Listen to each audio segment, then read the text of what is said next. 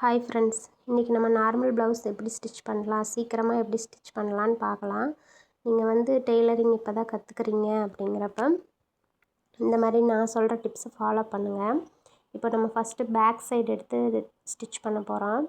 அதுக்கு 1.5 இன்ச்சில் துணி விட்டுருக்கு இல்லையா, அதையும் நல்லா மடித்து நீங்கள் அடிச்சுக்கோங்க. நெக்ஸ்ட்டு வந்து கை எடுத்து ஃப்ரண்ட்டு உள் சைடு எது வெளி சைடு எதுன்னு நீங்கள் மார்க் பண்ணிக்கோங்க. உள் சைடில் தான் நான் மார்க் பண்ணுவேன் எப்போவுமே. மார்க் பண்ணிவிட்டு இந்த தையலுக்கான 1/2 இன்ச்சை மடித்து அடிச்சுக்கோங்க.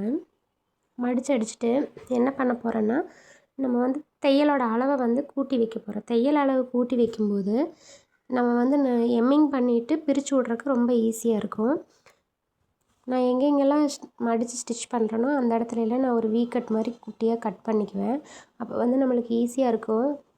நம்ம ஒரு இடத்துல 1/2 இன்ச்சு தைப்போம், ஒரு இடத்துல 1/4 இன்ச் போயிடும். அப்போ வந்து என்ன ஆகுன்னா நம்மளுக்கு அளவு மாறும். இந்த மாதிரி கட் கொடுத்துட்டிங்கன்னா உங்களுக்கு ஈஸியாக இருக்கும். நெக்ஸ்ட்டு வந்து ஃப்ரண்ட் பீஸ் எடுத்துக்கிறோம். ஃப்ரண்ட் பீஸில் வந்து 3 டாட்டையும் மார்க் பண்ணி வச்சிட்டோம்னா நம்ம 2 சைடும் மார்க் பண்ணி வைக்கிறப்ப நம்ம தைக்கிறப்ப சீக்கிரமாக தைச்சி முடிச்சிடலாம்.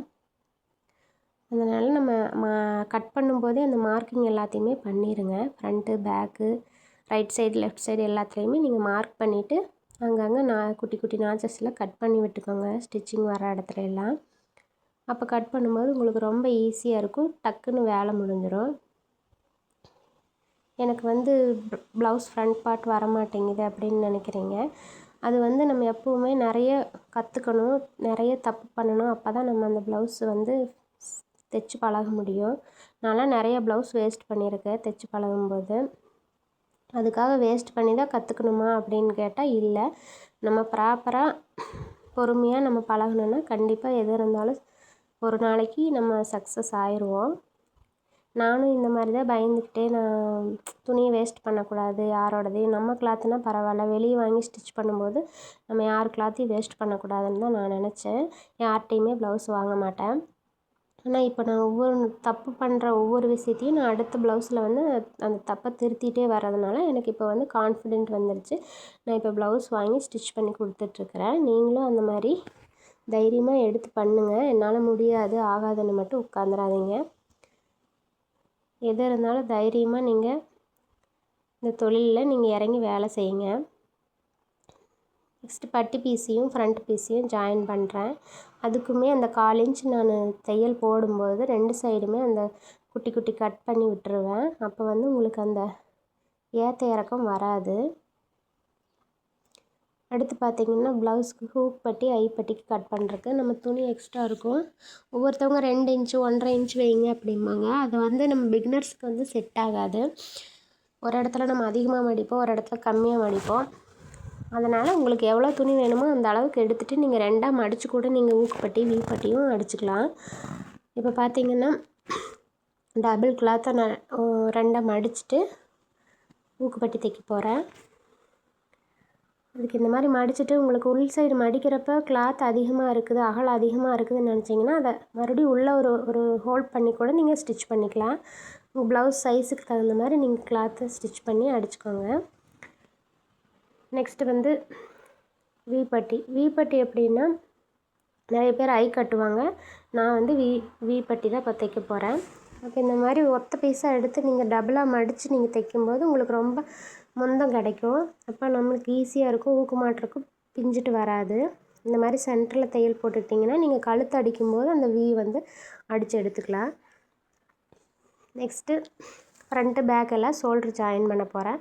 ஷோல்ட்ரு ஜாயின் பண்ணும்போது நீங்கள் டபுள் ஸ்டிச் போட்டு எடுத்துக்கோங்க. ஷோல்டர்கிட்டையும் நான் அந்த மாதிரி கட் கொடுத்துருக்கேன். அது ஏன்னா அந்த இடத்துக்கு வந்து நம்ம கொஞ்சம் 1/2 இன்ச்சு வைப்போம், தையலுக்கான அளவு 1/2 இன்ச் விடுவோம். அப்போ நீங்கள் வந்து அந்த இடத்துக்கு ஒரு கட் கொடுத்துட்டிங்கன்னா உங்களுக்கு ரொம்ப ஈஸியாக இருக்கும். கை ஜாயின் பண்ணும்போது நீங்கள் சென்டர்லேருந்து ஜாயின் பண்ண ஆரம்பிங்க. அப்போ உங்களுக்கு ரொம்ப ஈஸியாக இருக்கும். நீங்கள் அளந்து வச்சு போய் ஒரு எட்ஜிலேருந்து நீங்கள் ஜாயின் பண்ணிவிட்டு வர்றப்ப நீங்கள் சென்டர் வந்து கரெக்டாக உட்காராது. அப்போ நீங்கள் வந்து சென்டரையே ஃபஸ்ட்டு ஷோல்டர் மேலே வச்சு ஜாயின் பண்ணும்போது உங்களுக்கு ஈஸியாக கை ஜாயின் பண்ணிக்கலாம். எக்ஸ்ட்ரா இருந்தாலும் பிரச்சனை இல்லை, கடைசியில் சைட் ஜாயின் பண்ணிவிட்டு கட் பண்ணிக்கலாம். அதனால் பிரச்சனை இல்லை. நீங்கள் கரெக்டாக சென்டர்லேருந்து ஸ்டார்ட் பண்ண ஆரம்பிங்க, ரொம்ப ஈஸியாக இருக்கும். அதை ட்ரை பண்ணி பாருங்கள். டெய்லரிங்கை பொறுத்த வரைக்கும் கற்றுக்கிறதுக்கு நிறைய இருக்குது. நம்ம டெய்லியும் அப்டேட் ஆகிட்டே தான் இருக்குது. நம்ம கற்றுக்க அது நிறைய நம்மளுக்கு சொல்லி கொடுத்துட்டே இருக்கும். நம்ம அதோடு சேர்ந்து ட்ராவல் பண்ணால் மட்டும்தான் இதை வந்து கற்றுக்க முடியும். நம்ம கொஞ்ச நாள் தைச்சிட்டு கொஞ்ச நாள் டச் விட்டுட்டோம்னா கண்டிப்பாக அதில் வந்து நம்மளுக்கு டிஸ்அட்வான்டேஜ் தான் வரும். அதனால் நீங்கள் என்ன வேலை செஞ்சாலும் சரி, சும்மா ஒரு சேலை கோடு அடிக்கிறது, வேட்டி மூட்டுறது, இந்த மாதிரி ஏதோ ஒரு சின்ன சின்ன வேலை டெய்லரிங்கில் பண்ணிக்கிட்டே இருங்க. வீட்டில் ஒரு சின்ன மிஷின் இருந்தால் போதும். நீங்கள் பண்ணிக்கிட்டே இருந்தீங்கன்னா உங்களுக்கு வந்து அந்த மோட்டிவேஷனாகவே இருக்கும். அப்போ நீங்கள் இந்த டெய்லரிங்கை விட்டு வெளியே போகாமல் இருப்பீங்க. அதனால் டெய்லரிங்கை மட்டும் நீங்கள் கை விட்டுறாதீங்க. நீங்கள் மற்ற 9 to 10 ஜாப் போனாலுமே இதை வந்து நீங்கள் ஸ்டிச்சிங்கில் வந்து இருந்துகிட்டே இருந்தீங்கன்னா தான் நம்ம ட்ரெஸ்ஸுனாலும் தைக்கிறப்ப நம்மளுக்கு ரொம்ப ஈஸியாக இருக்கும். அதனால் என்றைக்கு இருந்தாலும் இதை நம்மளுக்கு கை கொடுக்கும். கண்டிப்பாக டெய்லரிங் ஃபீல்டை விட்டுறாதீங்க. ஊரில் நிறைய டெய்லர் இருக்காங்க, நம்மளை தேடி யார் கொண்டு வந்து கொடுப்பாங்க அப்படின்னு மட்டும் நினைக்காதீங்க. நம்ம தைக்கிறது நல்லா இருந்துச்சுன்னா கண்டிப்பாக எங்கேருந்து வேணாலும் நம்மளுக்குன்னு கஸ்டமர்ஸ் வரலாம்.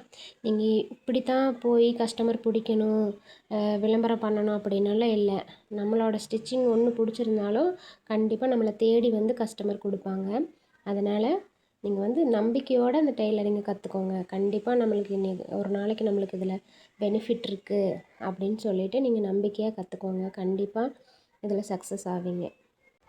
கழுத்து அடிக்கிறதுக்கு கிராஸ் பீஸ் இந்த மாதிரி ஒரு ஸ்கேல் அளவு கட் பண்ணிக்கோங்க. ஒரு ஸ்கேல் அளவுங்கிறது வந்து 1.25 இன்ச் 1.5 இன்ச் அந்த மாதிரி வரும். நீங்கள் அதுக்கு தகுந்த மாதிரி கிராஸ் பீஸ் வெட்டி எடுத்துக்கோங்க. அதை வந்து ஜாயின் பண்ணிக்கோங்க. ஜாயின் பண்ணிவிட்டு அந்த எட்ஜஸ் எல்லாம் எக்ஸ்ட்ரா இருக்கிறத கட் பண்ணிவிட்டு எல்லாத்தையும் ஜாயின் பண்ணி எடுத்துக்கோங்க. எடுத்துகிட்டு ப்ளவுஸ் வந்து நல்ல பக்கம் மேலே இருக்கிற மாதிரி வச்சுட்டு நம்ம கிராஸ் பீஸ் வந்து பிசுறு இருக்கிற சைடு மேலே பார்த்த மாதிரி வச்சுட்டு அடிக்க ஆரம்பிங்க. ஒரு 1/4 இன்ச் கேப்பில் அடிக்க ஆரம்பிங்க.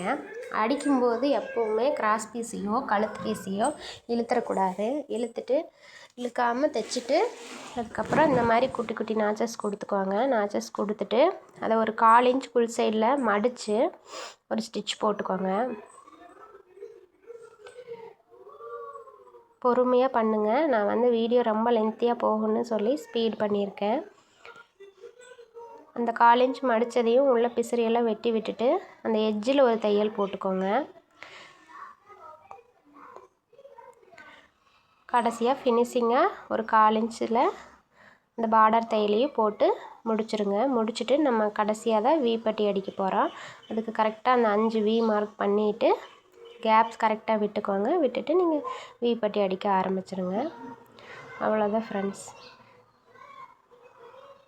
இந்த மாதிரி தைச்சிங்கன்னா உங்களுக்கு ரொம்ப ஈஸியாக இருக்கும். இதில் ஏதாவது டவுட் இருந்தால் சொல்லுங்கள். கண்டிப்பாக நான் நல்லா டீட்டெயிலாக வீடியோ போடுறேன். பாய்.